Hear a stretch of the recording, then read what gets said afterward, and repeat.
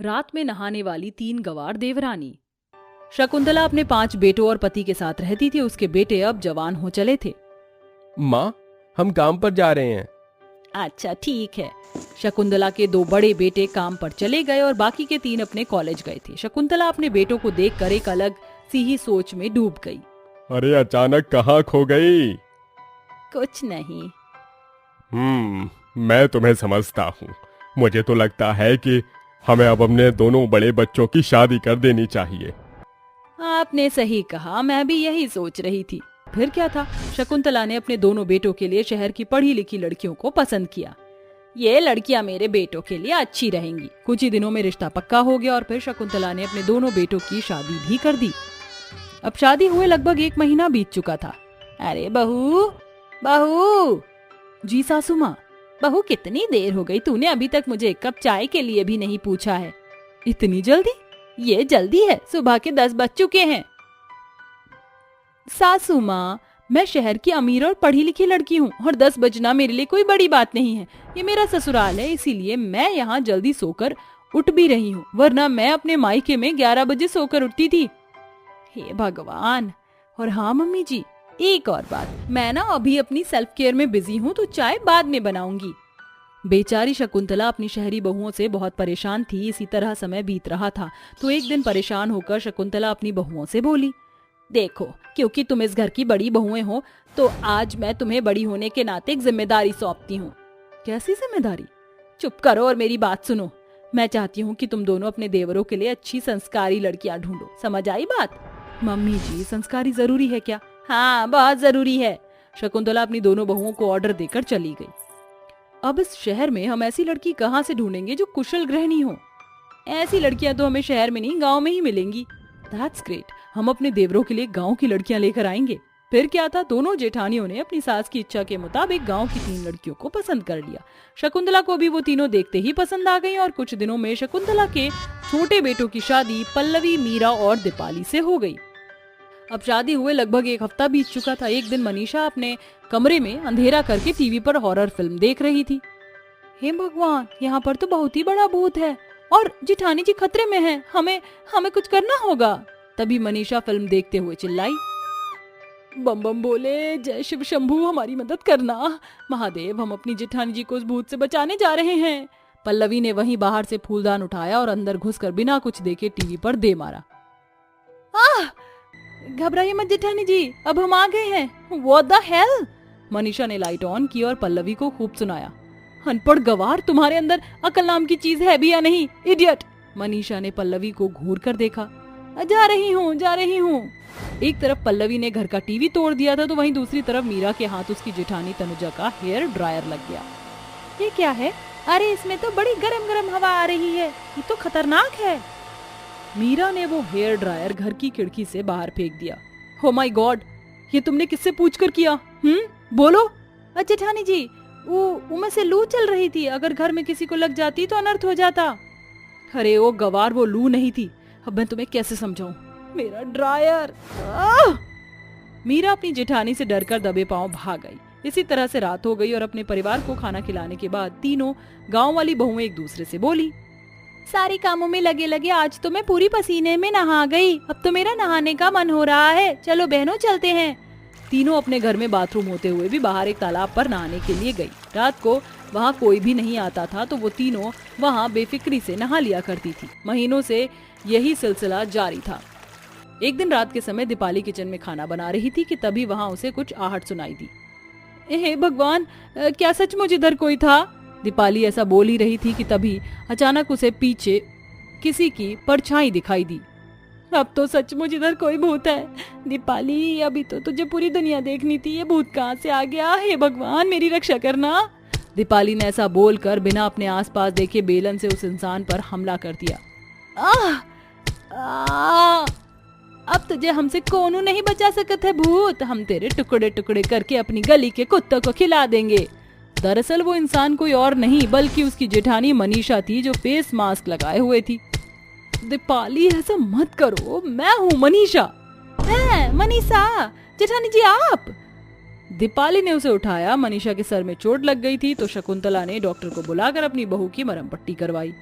हमें माफ कर दो माँ जी, जेठानी जी, हमें लगा कि हमारे पीछे कौन भूत आ गया तो तुमने मेरा सर फोड़ दिया। अब हम माफी मांग तो रहे हैं। अच्छा अच्छा, चलो जो हुआ अनजाने में हुआ, अब इस बात को खत्म करो और बहुत देर हो रही है, सभी खाना खा लो। मीरा, दीपाली, पल्लवी सभी को खाना खिलाकर बर्तन साफ करके और भी अपने सभी कामों को निपटा कर बोली, क्या आज भी नहाने चले? कोई पूछने की बात है, लेकिन रात के 1 बज रहे हैं। क्या फर्क पड़ता है, वैसे भी हम रात में ही तो नहाते हैं। तीनों एक साथ रात के 1 बजे तालाब पर नहाने चली गई। उन्हें जाते हुए तनुजा ने देख लिया था।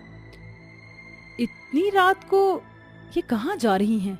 देखना पड़ेगा। तनुजा उनका पीछा करती हुई तालाब तक पहुंच गई और वहां तो उन्हें नहाते देख वो हैरान ही रह गई। My God! तनुजा ने जाकर ये बात आहिस्ता से अपनी सास को बता दी। घर में ससुर और उनके पति भी सो रहे थे।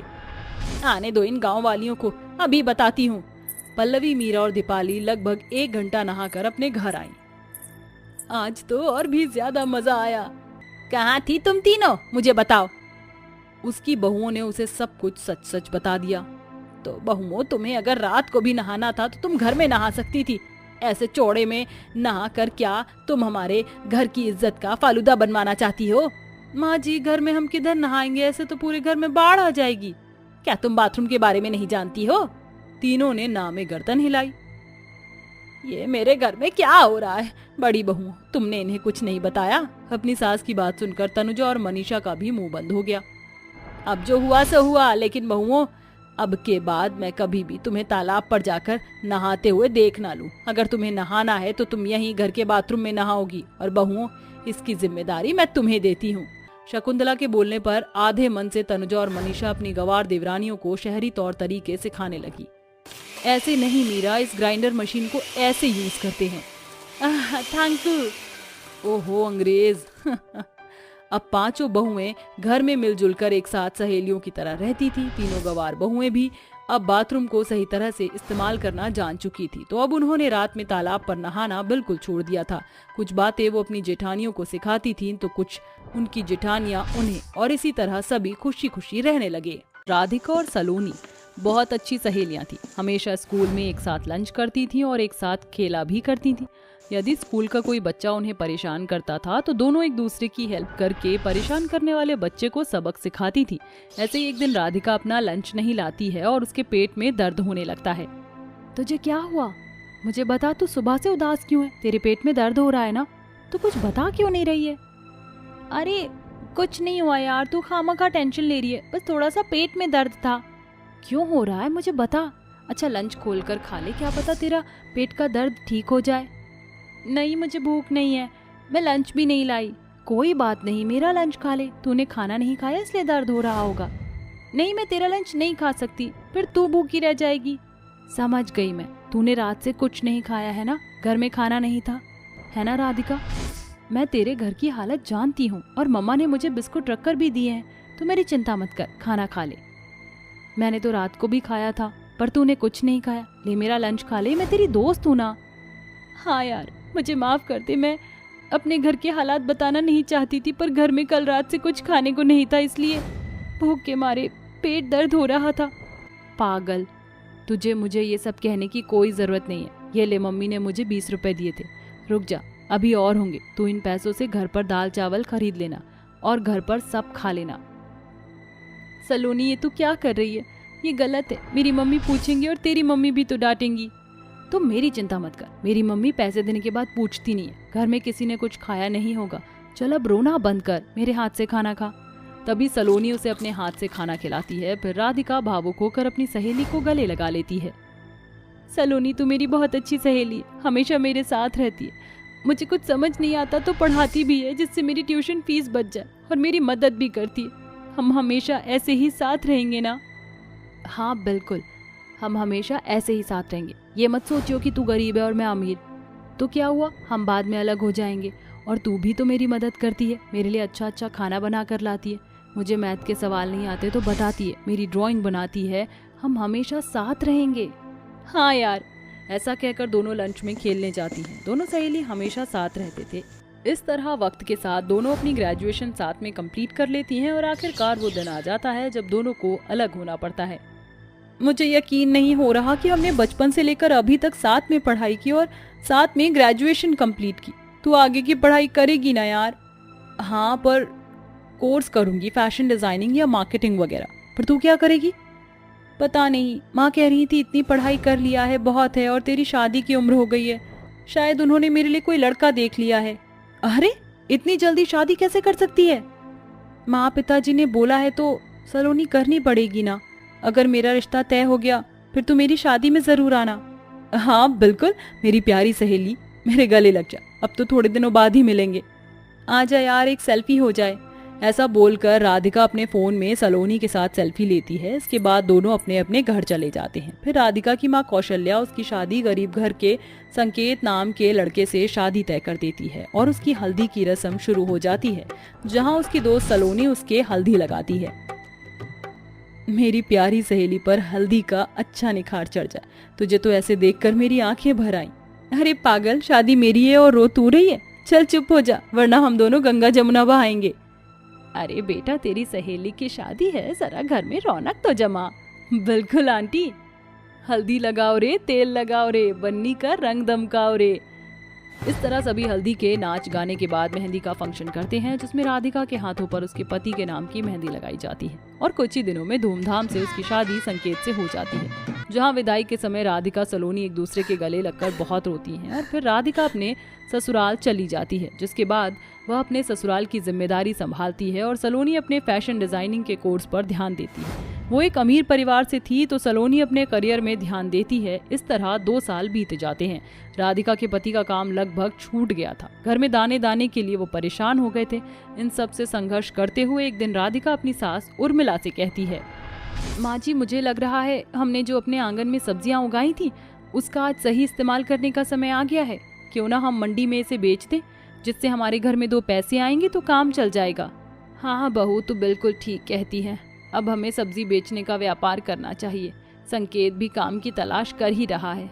जी माँ जी, हमारे आंगन में 5 सब्जियां हैं, उसे ही बेचकर काम चला लेंगे। इसके बाद दोनों सास बहू आंगन में से सब्जी निकालकर धोकर साइकिल पर रखकर बाजार में ले जाती हैं और वहां बैठकर बेचने लगती हैं।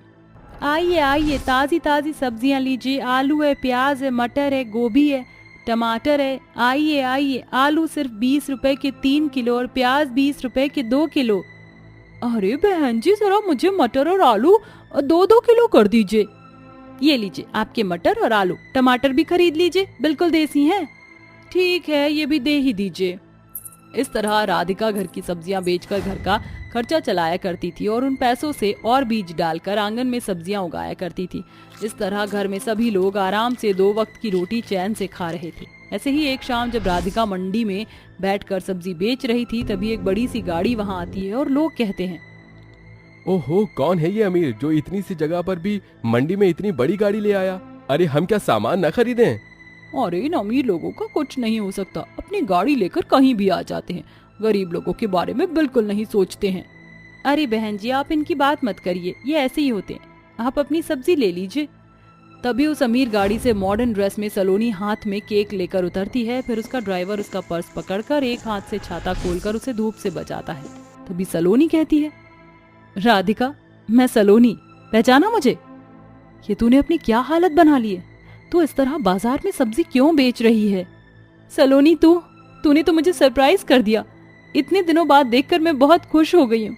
कैसी है तू? मैं ठीक हूँ, पर मुझे तू ठीक नहीं लग रही है। यही बात करेगी या फिर घर चलेगी? अरे हाँ, घर चलते हैं ना, 1 मिनट। तभी राधिका अपनी सारी सब्जी बांधकर सलोनी की कार में बैठकर अपने ससुराल पहुंचती है। फिर उसे कुर्सी पर बिठाकर उसकी आवभगत करती है। अरे ये तू केक किस लिए लाई है? पागल लड़की, भूल गई, आज तेरा जन्मदिन है, इसलिए मैं तुझसे मिलने आई हूँ। तुझे तो इतना भी याद नहीं, और तूने ये भी नहीं बताया कि तू इतनी गरीबी में कैसे रह रही है। अब क्या बताऊं, उनका काम ठीक से चल नहीं रहा था तो इस वजह से सब्जियां बेचने की नौबत आ गई, पर अब बीच बीच में सब ठीक है। ये माँ जी हैं। नमस्ते माँ जी, कैसी हैं आप? आज आपकी बहू का जन्मदिन है, इसलिए मैं आई हूँ।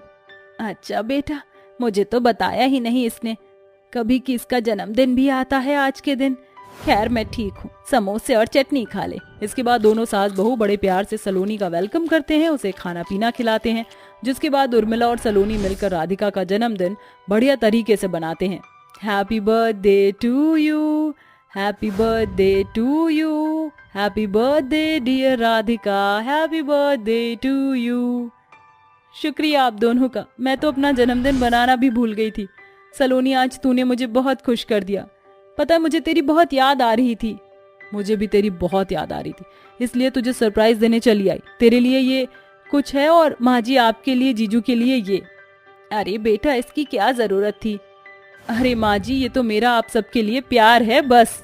इस तरह सलोनी और उर्मिला बड़ी खुशी के साथ राधिका का बर्थडे नाच गा कर बनाते हैं। फिर दोनों सहेलियां बहुत बातें करती हैं और यूं ही खुशी खुशी हमेशा मिलती जुलती रहती हैं।